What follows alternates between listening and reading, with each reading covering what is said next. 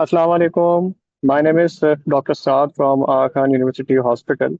So, on behalf of PSA, it's my pleasure to welcome you all at the PSA online lecture series on cardiothoracic anesthesia.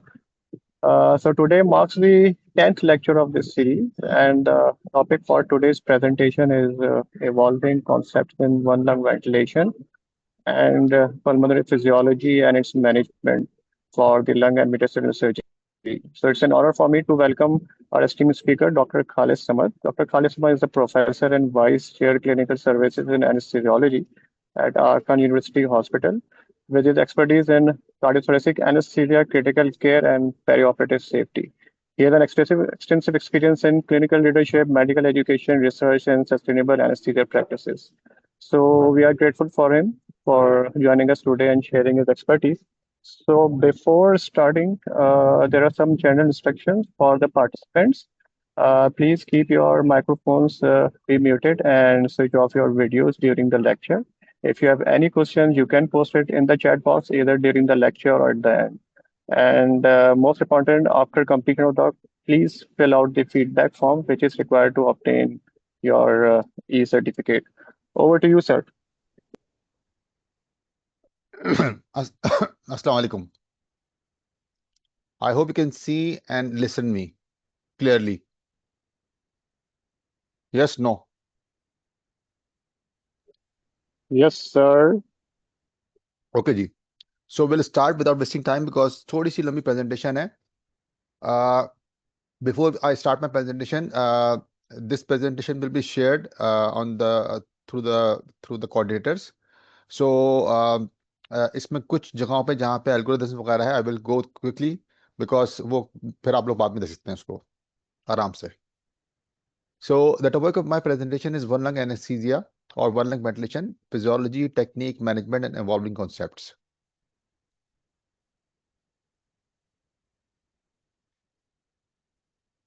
So the principle of anesthetic management for thoracic surgery have undergone a dramatic, progressive, and scientifically based evolution over last century. One lung ventilation is the cornerstone of thoracic anesthesia, but the cornerstone of that one lung ventilation uh, is is the preoperative workup which is required before we proceed for surgery.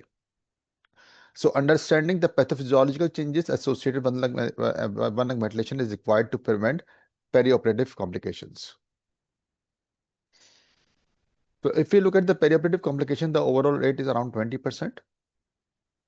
Respiratory complication is the major component, which include atelectasis, pneumonia, respiratory failures, account 15 to 20% of the patients, accounting for the majority of expected 3 to 4% mortality.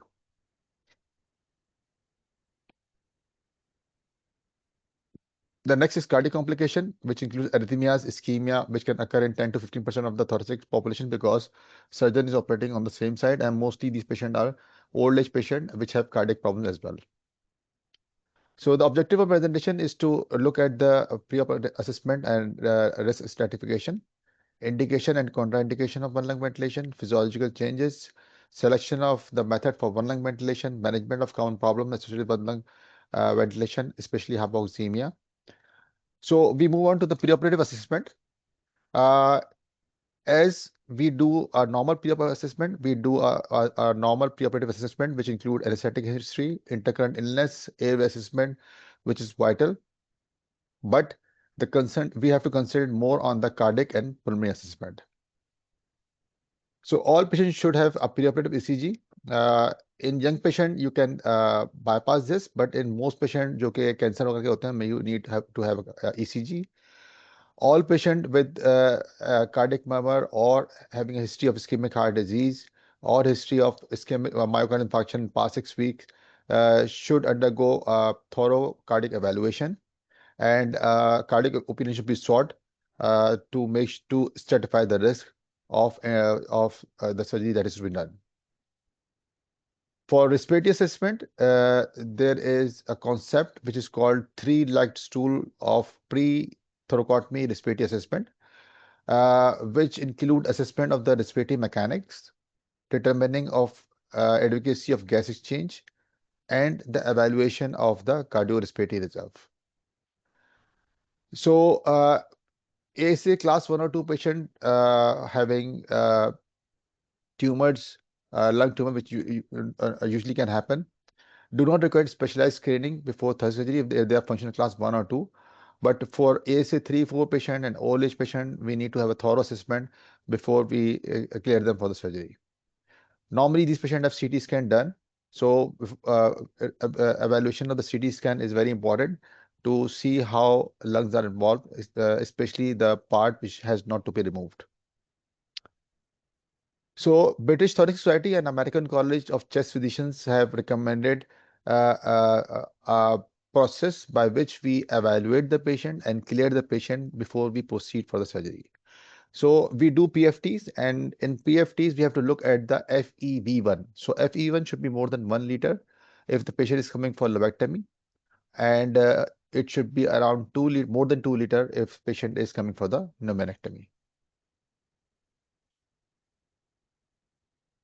So if the FEV1 is less than 1.5 liter or 2 liter as for the lobectomy or pneumonectomy respectively, we have to go for the quantitative lung scan, which mostly Pakistan it's some specialized centers available, with which we have to calculate the percentage of predicted post-operative FE1, which should be more than 40%. Similarly, we can calculate the carbon monoxide transfer capacity. So these two can be done with the quantitative lung scan. If on quantitative lung scan, the values are less than 40%, then we have to look at the cardiorespiratory reserve by doing exercise testing, in which we have to look at the maximum oxygen consumption, which is also called VO2 max. It should be more than 15 ml per kg per minute. So for the reference, a 35 years old male, 70 kg, is normal V max is around 35 ml per kg per minute. So the cutoff value for to proceed for surgery is more than 15 ml per kg per minute. So we can also do calculation of predicted postoperative value through a simple formula.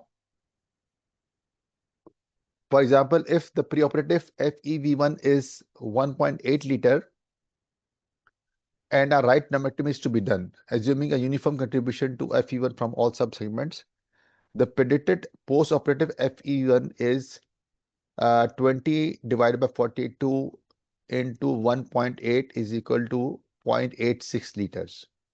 So the calculation for other predicted postoperative values can be similarly calculated. Higher mortality is associated if the PPO FE1 is less than 40%. So for example, in this patient, the predicted postoperative PPO is FE1 is 0.86 liter. So the predicted value in this patient should be जो normal values की होनी चाहिए वो 2.5 liters है. So you have to calculate the percentage. So the calculation done shows a PPO of 0.86%, 0.86 liters, and the actual value that should the patient have is 2.5 liters. So it multiplied by 100, it's 34.4%. So it is less than 40%. So patient is high risk for surgery. That is very important because अगर आप surgery के लिए पहले उसको नहीं बताएंगे तो बाद में patient will end up in complication, respiratory complication or prolonged ICU ventilation. Similarly, अगर आपके पास quantitative lung scan available नहीं है और आपको cardiorespiratory reserve देखने हैं तो you can simply do Excuse me, Dr. Khalid. yeah. I'm Dr. Nadia. Can you please deliver your lecture in English because we have international participants as well? Okay, I okay, okay, okay. request, sir, Okay, this is the rule of this. Thank you okay, so much, sir. okay. Thank you. So 20 steps. So we can also do a stair climbing test where we don't need specialized equipment. We can do a stair climbing test in which 20 steps at 15 centimeter per steps. Agar there is the one flight of stairs should contain 20 steps and one step height should be 15 centimeter. The ability to climb 5 flights indicate a FE1 of more than 2 liters or a Vmax of 20 ml per kg per minute. Similarly, climbing 3 flights indicates a FE1 of more than 1.5 liters and is associated with average risk. So a patient is considered very high risk if he or she is unable to climb one flight that is associated with Vmax of less than 10 ml per kg, as I've shown earlier in my slides. Apart from the cardiorespiratory reserves, the other thing which is very important when we are doing thoracic surgery is to look at the cancer, especially in the cancer patient, the four M's. The four M's include the mass effect, metabolic effect, metastasis, and medications the patient is on, especially if the patient is taking steroids or medication which can affect the renal function or the cardiac functions. Similarly, in COPD patients, you have to do details analysis of the blood gas. Patient should undergo physiotherapy before the surgery, should have bronchodilators and infection control before undergoing any surgery. There is increased risk in patients who have renal failure. So we have to take additional care and we have to stratify the risk factors before going to surgery, especially in patient who is having renal failure. Now, looking at the indication for one lung ventilation. So isolation of one lung from the other to spillage or of the country. This is absolute indication.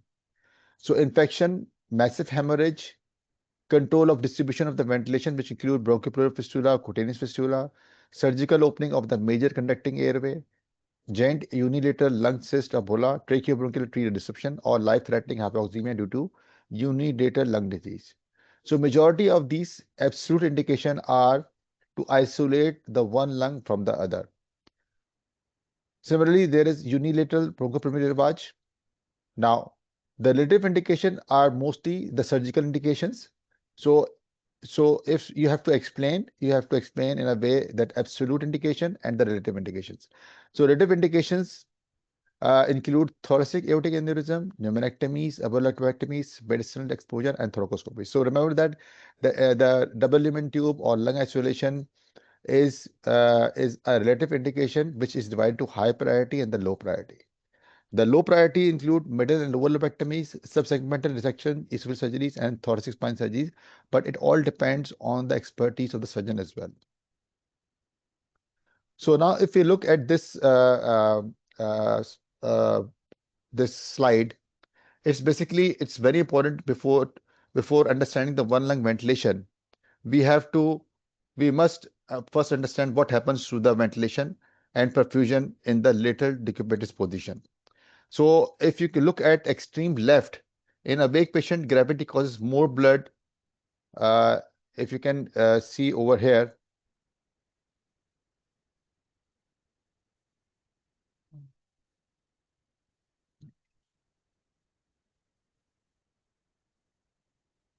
so if you can see over here, if you, this with this one, that in awake patient, gravity causes more blood flow to the dependent lung because diaphragmatic movement is preserved ventilation and also preferentially goes to the dependent lung. So the lower lung is more having a more the VQ mismatch is more the match is more in the lower lung. However, after the induction of anesthesia and the paralysis, and especially when the chest is open, which is here on the right side, you can see over here. So this causes a physiological change significantly, and the VK mismatch is greatest in the lower lung, and we are doing surgery on the upper lung. So the risk of hypoxemia is increased when the chest is open and you have the limited perfusion ventilation available in the dependent lung which we are ventilating. So if we look at this two lung ventilation, this is a two lung ventilation which we are doing. So in the lateral position, during two lung ventilation, both upper and lower lung participate in the gas exchange. The upper lung or the non-dependent lung receive about 40% of the blood, while the dependent lung receive about 60%. Since both lungs are ventilated, oxygenated remains adequate. But what happens during one lung ventilation? So if you look at over here, during one lung ventilation, the non-dependent lung collapses and no longer ventilated. So what happens is that the shunt fraction will increase. So around 22.5% of the blood which is going through the non-ventilated lung will not be participating in the gas exchange and will cause a major shunt, which is normally around 10% when we are ventilating both the lungs. So what happens next? If the lung is not ventilated, but there is perfusion, there is a normal physiological system which activates. So the body activates a most important protective mechanism, which is called hypoxic pulmonary vasoconstriction, which is also called HPV. So when alveolar oxygen falls in a non-ventilated lung, pulmonary vessels constrict, diverting blood away from the hypoxic lung to the lung which are ventilated. This reduces the shunt and improves oxygenation. However, HPV can be impaired by several factors such as volatile anesthetics at high MAC, pulmonary vasodilators, hypocapnia, alkalosis, and hypothermia. So if you look at the right side of the screen, here these are the things which will disturb, and these are bad, which will increase hypoxemia. And on the left side, you can see these are the things which will improve the hypoxic pulmonary vasoconstriction and divert the blood to the ventilated lungs, which include mild hypoxemia, mild hypercapnia, mild acidosis, low normal venous oxygen, and normal pulmonary artery pressures. So even hemodynamic instability will also affect the shunt. So now here is there is an MCQs in to to to wake you up, guys and girls. A 58-year-old man with a carcinoma lung is undergoing left thoracotomy with one lung ventilation using left-sided DLT. 20 minutes after initiation of the one lung ventilation, saturation decreased from 99 to 90% despite FiO2 of 100%. Which physiological mechanism is most important in improving the oxygenation during one lung ventilation? Increase the cardiac output, hypoxic pulmonary vasoconstriction, increase functional residual capacity, and increase pulmonary compliance, or E, hyperventilation. You can give your answer in the chat box, or you can you can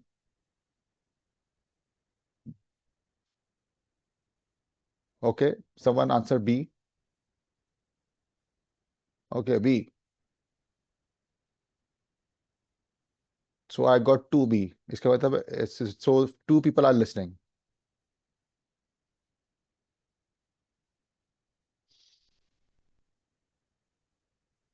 Okay. C, B, B. Good. So majority are answering B. So the answer is B.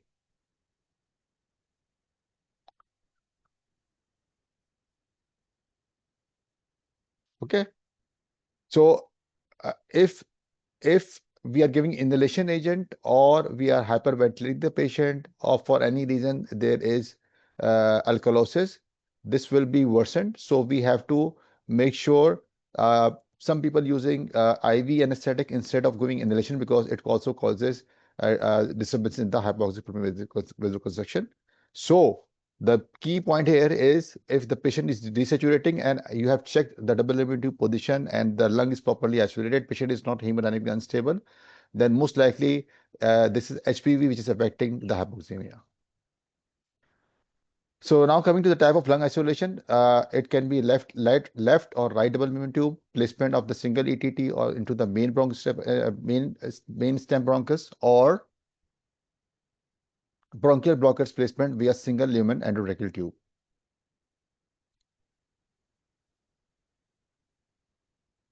DLT, endobronchials, endobronchial intubation of the single lumen, and then blockers which are available, uh, like Univent tube, which is have a built-in blocker, and then there are isolated blockers which are available in the market to isolate the lung.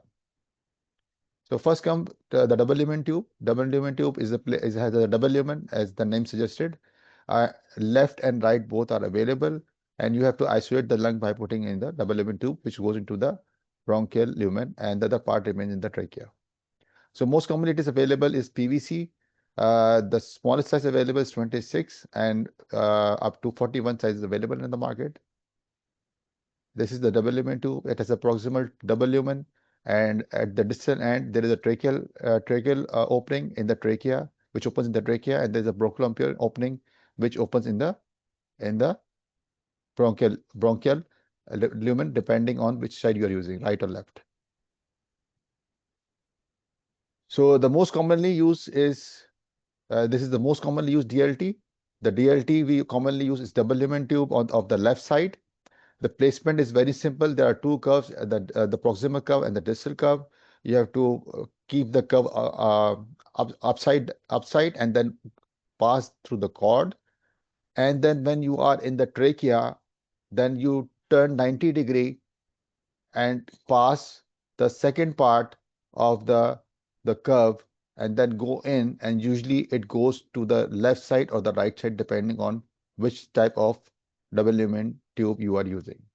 So here you can see the tube in the trachea, and then here you can see the tube is going into the left side because we are putting the left sided double lumen tube. Okay. Similarly, if it's a difficulty in placing the double lumen tube, you can use Fabtech to place the double lumen tube. For that, you need have to have availability of the fiber-optic bronchoscope as well as the expertise to use it.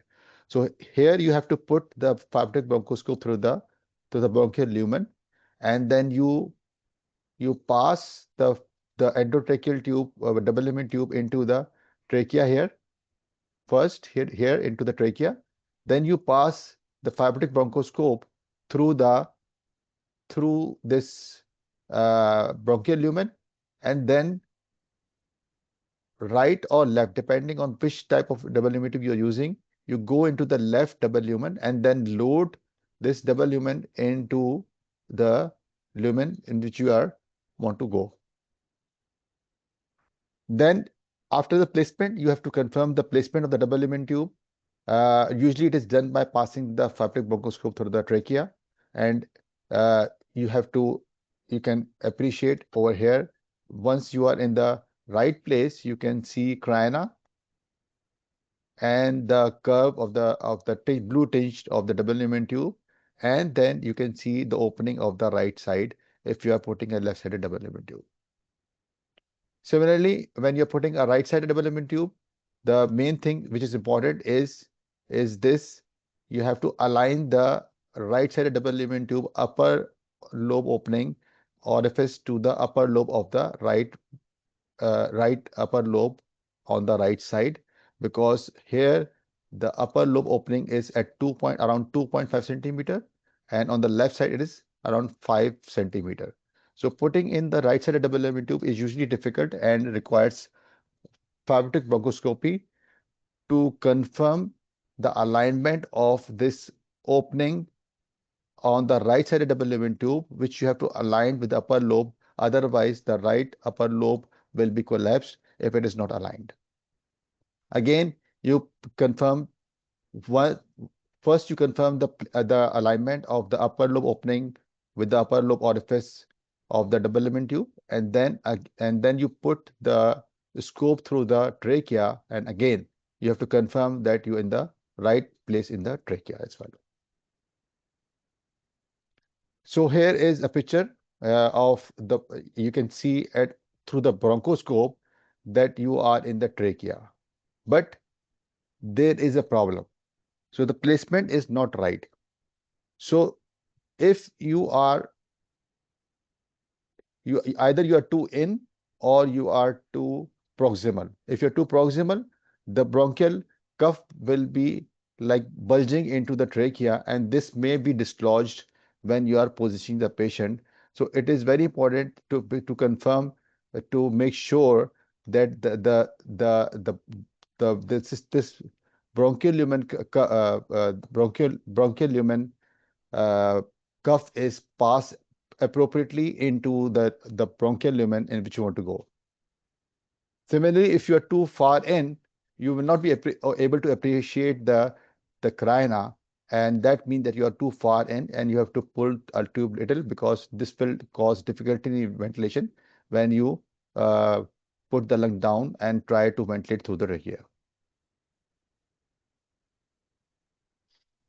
So here's a chart which actually shows the inner diameter and outer diameter of the single lumen tube, and then here you can see the single lumen tube. Similarly, univalent tube, because the double lumen tube and the univalent tube are having either the bronchial lumen within the tube or the double lumen tube, so the size is different. So you cannot say passing a same size of 8.5 tube using a double lumen tube. So you have to have the outer diameter and make sure that you are using the right tube. Other way of confirming the correct size is the measurement of the carina or the trachea, and this will give you a rough idea of which type you should be using. But for that, you need radiological expertise. Here you can see if you have our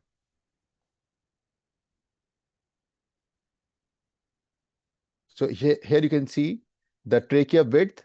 It is around more than 18 centimeter, or the bronchial lumen width is more than 12.2 millimeter. So the tube size which will be required is 41. Similarly, other measurements will give you an idea of which size you use for this patient, but for that you need radiological expertise. The easiest way is basically the easiest way is to get the height of the patient, male or female, and then on the basis of the height, you calculate the appropriate size. So usually height gives you a fair idea of which type of size you should use. So this is a rough idea of an adult male in which the length of the airway from the incisors or the angle of the mouth to the vocal cord is around 15 centimeter. The size of trachea is 12 centimeter, so it's 27 centimeter. And then approximately 2 centimeter you have to go into the bronchus. So around 29 is the mark which is required on the when you're putting into the tube. The final mark should be around 29 in male and around 26 or 27 in the female of appropriate height. Now this is the blocker. The blocker is basically used for the patient who are critically ill, where rapid sequence induction is required, difficult airway, patient is already intubated, cardiac surgeries, difficult, the trauma patient having hemoptysis, where putting a double lumen tube is very difficult. So this ardent blocker is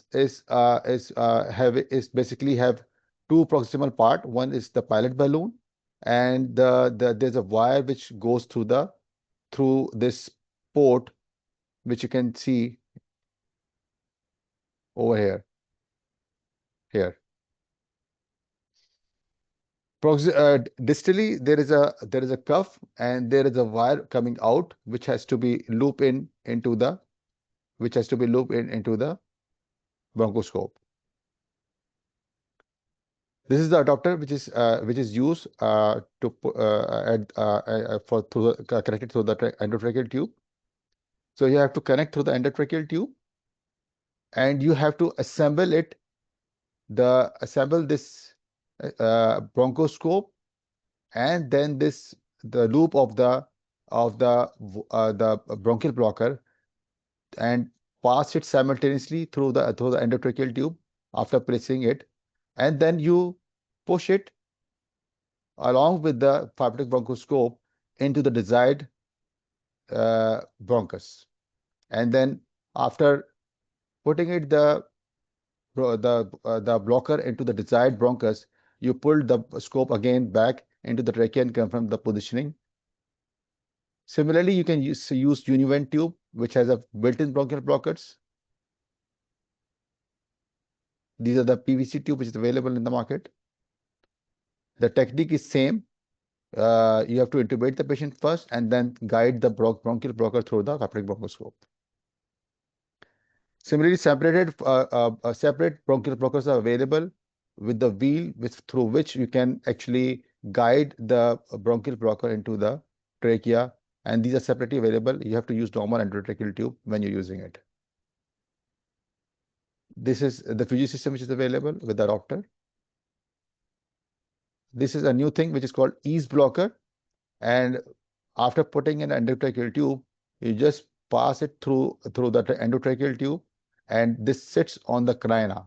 This part sits on the carina, and so the beauty of this blocker is you can either you block the left side or the right side, which is required, and it's very easy to use. But again, you need to have a fabric bronchoscope for that. So again, MCQ. A 65-year-old trauma patient with multiple rib fracture requires emergency thoracotomy for hemothorax. He has cervical spine immobilization and anticipated difficult airway. Postoperative ventilation is likely, which is the best method for lung isolation in this patient.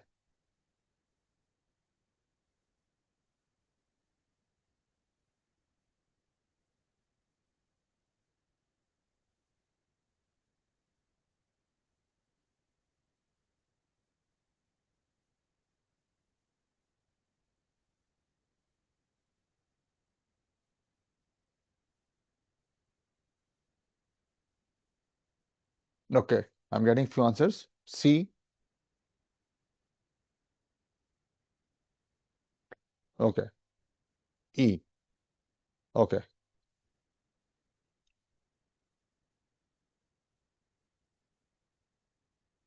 So here is the key that patient require post-operative ventilation. So you want to use a tube which can be used afterwards. So Univent tube has a built-in blocker. So the answer for this question is bronchial blocker through single lumen ETT, because if you put double lumen tube or you put Univent tube, you have to change the tube before shifting the patient to the ICU. So how to confirm the placement? The easiest way, as I've told in my earlier slide, the easiest way is to use a fabric bronchoscope. Go through the tracheal lumen, confirm the placement into the right or left main bronchus or the bronchial lumen, and then confirming that you can see the carina and the other part of the lung, which is open. Like if you're putting a left-sided double lumen tube, the right side opening should be visible, and if you're putting the right-sided double bronchial lumen, then the left side should be opening should be visible to ensure adequate ventilation when you are using the other side.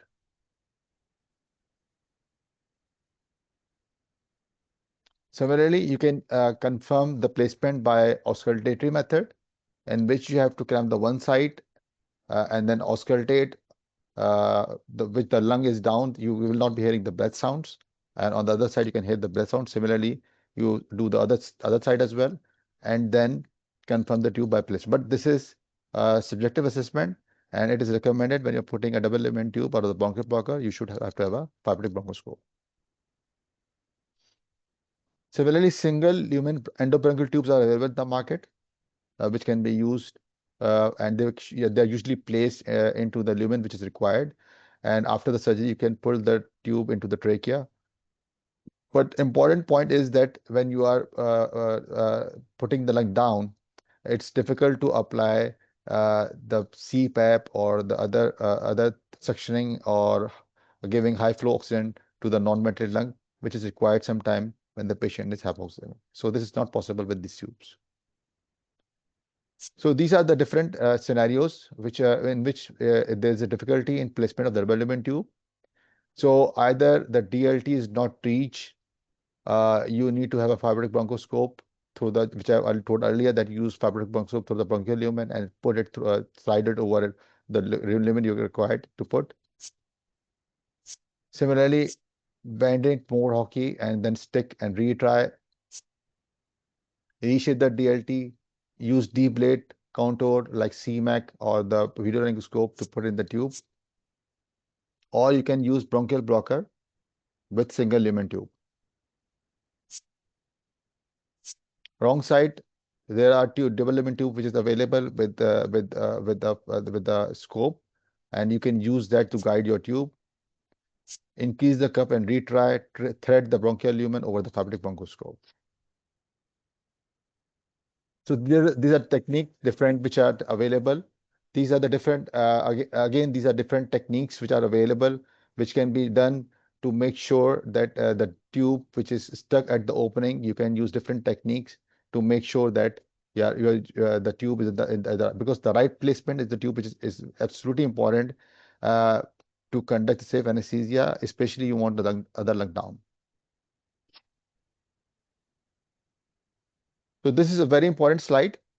Double lumen tube has a limitation. It can be used only in up till the age of, if you can see over here, up till the age of 8 to 10 years. And here, this is the limitation. Only 26 size available. Small size available is 26. And Univan tube is available of 3.5, which can be used in these patients. Uh, if the kid is smaller than that, then you have to either use endotracheal tube, putting into the bronchial lumen, or you can use bronchial blockers, which are available. But most LMICs, it is not available. So you have to use single lumen tube, uh, which you have to intubate bronchial side, and the other side is available for the surgery. So these are different. Again, so the same thing. The double lumen tube options available for limited options are available. Double lumen tube can be used only for 10 to 12 years of the kids. Then in up to 0 to 2 years, 3 to 7 years, and up to 7 bronchial blockers are available.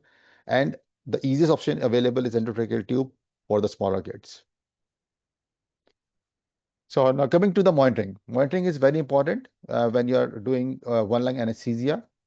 So apply standard ASM monitoring, especially patient coming for cancer surgeries, uh, require extensive resections like thoracotomies for the tumor, lobectomies and nephrectomies, especially the upper lobectomies. You need to have A-line monitoring. Central line monitoring is required when there uh, is you are anticipating blood loss, or when you are doing pneumonectomies, or when you think that patient may be needing vasopressin in the intraoperative. Pulmonary artery pressure monitoring is required in very complex cases, and complex patient and patient who will having cardiac problems or the renal problems. Fluid management is the key. Don't give too much fluid. The important This is an important saying that don't drown the down lung. So total positive balance in the first 24 hours should not exceed 20 ml per kg. There should be no fluid administration for third space fluid during pulmonary section. If you think there is a blood loss, you have to replace. You have to replace fluid. Crystal should be 3:1 and blood should be 1:1. Keep the hemoglobin around 9 to 10. Keep urine output around 0.5. If you are not sure about the volume stated, put in the CAVT to make sure that you are not overloading the patient. Again, thoracic surgeries are the most painful surgeries, considered most painful surgeries specialty wise. Many techniques have been shown to superior to use of demand of parenteral anesthesia, intramuscular or intravenous, opioid alone in terms of pain control. So neurosal blockade, paravertebral blocks, erector spinae blocks, along with anti-inflammatory agents on narcotic with anesthesia are usually worked well. Epidural techniques has been shown to consistently have the capability to decrease post-surrogate respiratory pain, but again, you have to have a proper post-operative nursing care and expertise available to monitor the patient, because putting in therapeutic epidural can cause hemorrhagic instabilities. Similarly, you can put continuous paravertebral block, which may offer comparable anesthesia with lower rate of block failure and fluid side effects. So the key management of the one lung anesthesia is very important, and there is the protective lung strategy is now coming in. So when you start the procedure, maintain two lung ventilation as long as possible. Start with FiO2 of 100% and then slowly and gradually decrease to the desired level to maintain the oxygen saturation. Tidal volume should be around 8 to 12 ml per kg. Adjust respiratory rate around 20 to 30, and to keep the PCO2 of 40 millimeter of mercury. So PEEP or no PEEP, it's a debate, but mostly people are using PEEP to keep the open lung open, and then continuous monitoring of the oxygenation and ventilation is the key. So the concept of protective lung ventilation is coming in, and mostly people consider using low tidal volume uh, to maintain adequate oxygenation. But if patient is hypoxemic or there is severe hypercapnia, then you can consider using tidal volume of 6 to 10 ml per kg. So, so the positive pressure ventilation PEEP is very important. So, keep around 5 to 10 of PEEP. Obstructive, to prevent the auto PEEP, you have to minimize the PEEP. Keep respirating around 10 to 15 10 to 15 per minute, and avoid severe hypercapnia. So FiO2 is should be maintained around 50 to 80%. In most cases, when the lung is down and if the placement is correct, mostly if the lung is normal, around 50 to 80% is required to maintain the oxygenation. But if there is hypoxemia, you can switch to 100%. Its I ratio should be around 1:2, or in obstructive pattern is 1:3 to 4. Keep blood pressure around 25 or peak pressure of 35 to 40, less than 35 to 40. So here is the question: a 72-year-old COPD patient is planned for right upper lobectomy. You want to minimize ventilator-induced lung injury during one lung ventilation. Which ventilation strategy is most important? You will go for normal ventilation or you will go for protective lung ventilation.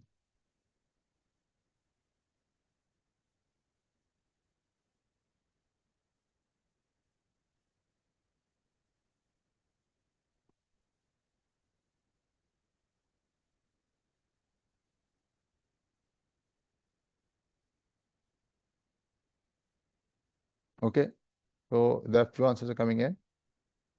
Mostly are saying C.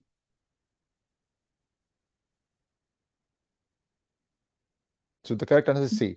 So if you want to go for the protective lung ventilation, you have to start with low tidal volume and optimal PEEP. So this is the concept which is coming in. But again, the important thing here is to understand the concept that if patient is hypoxic, you can always increase the tidal volume and increase the PEEP to ensure that there is adequate oxygenation. So what if you have increased the FiO2 to 100% and you are also already optimized the tidal volumes and patient is still hypoxemic? So what you can do? First, you have to confirm the DLT position. Make sure there is no secretions in the other lung, because mostly the patient are coming with cancer surgery, have COPD, and the dependent lung which we are ventilating is also have some kind of disease. So you have to make sure that there is no secretions or blood into the dependent lung. Always check the hemodynamic status. The most effective way to improve oxygenation is the CPAP to the non-dependent lung. There is a device which is available which is used to ventilate the non-dependent lung. Similarly, if the CPAP is not available, you can just simply put a catheter through the the non-dependent lung part, and then give high flow oxygen. This will work similarly as the CPAP in most cases, and PEEP to the dependent lung. Or if it not work, then you can ask the surgeon that oxygenation, you are unable to maintain the oxygenation and you may require uh, two lung ventilation intermittently. Here, one more important thing is that if you are using CPAP, you have to let the surgeon know that you're using CPAP, because when you use CPAP to the non-dependent lung, which is on which the surgeon is operating, then it will start to inflate. So you have to inform the surgeon that you are using CPAP or high flow oxygenation to the non-dependent lung. The last and the most important thing is to decrease the shunt, and that can be done by asking the surgeon to clamp the pulmonary artery if possible. So again, an MCQ, a 50-year-old patient undergoing VETS lobectomy develops desaturation to 85% during one lung ventilation. DLT position is confirmed with phatic bronchoscope and suctioning. Removes minimal secretions. Hemodynamics are stable. So you have confirmed the placement of the double lumen tube using the phatic bronchoscopy, and you have also suctioned and removed the secretions to the lung, which is dependent lung. So what is the next most effective step in this patient? Increasing the tidal volume to 12 ml per kg, add CPAP to non-dependent lung, reduce FiO2 to 50%, or hyperventilate, or E is increase inhalation anesthetic consideration.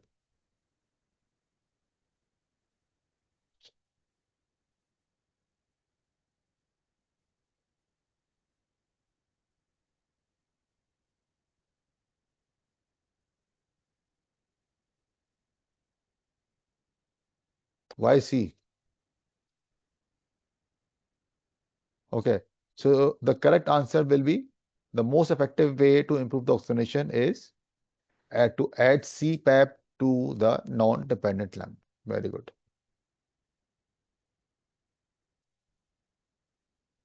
So another MCQ. We are coming towards the end of the presentation, so we can have question answers like in the last 10-15 minutes. During one lung ventilation in a patient undergoing pneumonectomy, the anesthetist notices worsening of oxygenation after several ventilatory changes. Which of the following is most likely to inhibit hypoxic pulmonary vasoconstriction and worsening the shunt?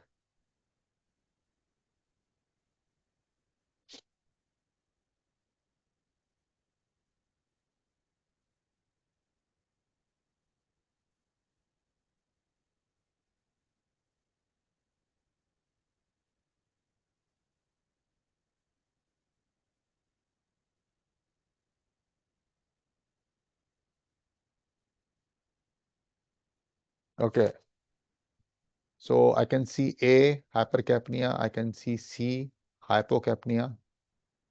So if we recall, which will worsen the HPV? Which thing will worsen the HPV?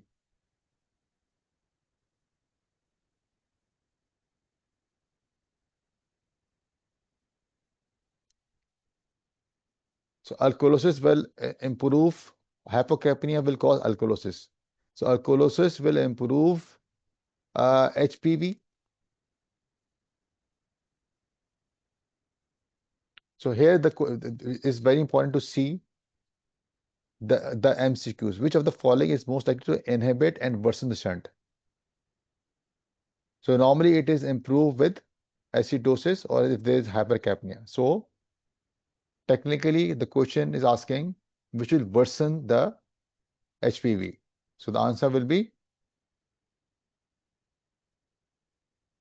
great. So good to see everyone is listening to the presentation.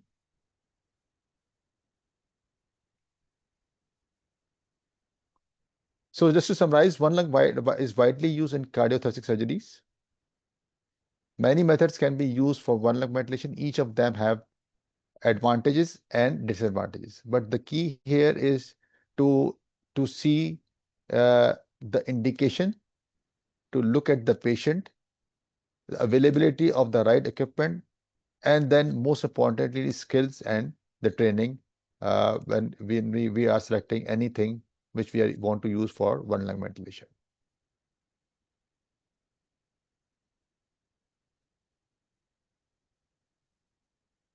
The key equipment should be available is phatic bronchoscopy. Again, now things are the disposable phatic bronchoscope are available in the market. Reusable also available. They are expensive, but for safe conduct of one lung ventilation, it is essential to have these equipment available immediately. Principle of physiological changes of one lung ventilation is the redistribution of pulmonary pressure to keep an appropriate VQ match is very important. Management of one lung ventilation is a challenge for the anesthesiologist, require knowledge, skill, vigilance, experience, and practice. These are the references. Thank you. Questions? Thank you so much, sir, Dr. Khalid, for delivering an excellent lecture. You have covered all aspects, starting from the physiology, equipment preparation, to till the post-operative management. So, you have any question, you can share it in the chat box, participants. Any question or any comment?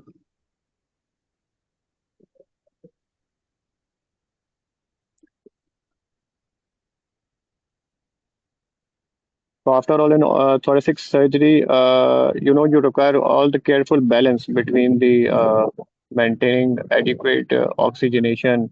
You have to ensure the lung protective ventilation and have to provide the optimal surgical care during the procedure. Any question or any comments? So I will share this presentation with Dr. Saad or Dr. Asma, and then they can share in the group. Uh, MCQs are also there in the attached presentation. So Sure, sir. if there's any question, no comments. Okay, no We questions. have, Assalamu alaikum, Sir, many everyone. Ah, comments. chat. Assalamu alaikum, Dr. Khalid. Really nice to hear your presentation. Thank you for your time. Actually, we do upload the video of this talk every two weekly on the YouTube channel. So we have a YouTube channel, and anyone who's interested to actually re-listen to this topic or to know about more about having the presentation, they can go to the YouTube channel and they can actually watch it over there. But still, if you want to have that PPT, we can request Dr. Khalid to send us the PPT. Sure. Sir, we have two Yes. questions in the chat box. One is the in the last MCQ. Uh, she's asking about, is it not the hypercapnia acidosis that inhibit the hypoxic pulmonary vasoconstriction? Uh, Hypercapnia and acidosis is will cause HPV. It's pro HPV. Hmm. It will cause Yes, it will hypoxic augment. pulmonary. Yes. Hypocapnia or alkalosis.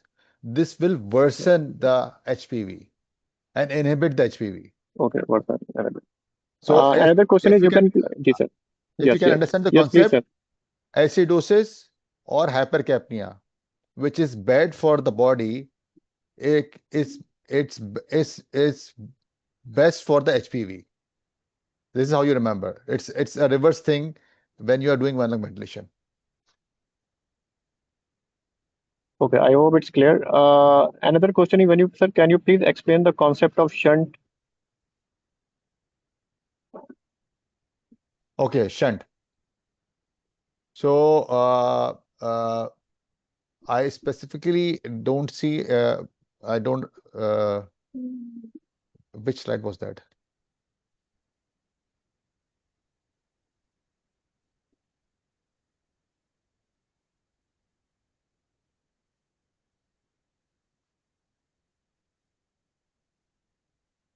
Okay. So if you can see over here, uh, if in patient in the lateral position, normally 40% goes to non-dependent lung and 60% goes to the dependent lung. So if you can see over here, actually it's more easy when you are doing a physical presentation to make audience understand. Here you can see the PO2 is 400 millimeter of mercury. Shunt fraction is around 10, and the 40% is going to the upper lung, the non-dependent lung, and the 60% is going to the dependent lung. So when the lung is down, we are not ventilating the upper lung now. So this 40% is the half of this 40% will go here because of hypoxic pulmonary vasoconstriction. So this will remain 20%. Now it is 2.5%. Why is that? So the normal shunt is 10%, which is 5% from the upper lung and the 5% from the lower lung. So the 5%, 50% will be 2.5%. So 2.5% will be added here again, and 2.5% will go here from this shunt fraction. So that is why it is 22.5%. So the shunt is 22.5% on the upper lung, which is non-ventilated. And this ventilated lung will receive 77.5% of the blood, which will be going through the ventilated lungs. I hope I have cleared my question. I have cleared the question. Thank you, sir. I think no more questions in the एक और भी chat किसी ने box. Comment दिया है last में, someone has given the comment and the last. I don't know. One point I would like to share, it was Dr. Khalid Samad mentioned when the dependent lung is normal, it is often requires 50 to 80%. I also remember when I used to manage thoracic cases with Dr. Khalid, he always emphasized that whenever you start one lung ventilation, you should keep FiO2 at 100% initially. This is because hypoxic pulmonary resuscitation takes some time to kick in. So it is important to start with a higher FiO2 and then gradually titrate it down uh, as needed. Okay. Arslan Zahid, thank you so much. You remember me. Thank you. Okay. Thank you so much, sir. And thanks to all participants for joining us online today. And we are looking forward for your active participation through this lecture series in future as well. So please fill out the feedback form in order to require your e-certificate. Thank you so much, sir. Thank you, Ajay. Thank you, Shukriya. Thank you, Asma. Thank you. Allah Hafiz. Thank you, Saad. Thank you. Really Thank you, great. sir. Thank you. Thank you, Welcome. everyone. Thank you, Sa. Thank you.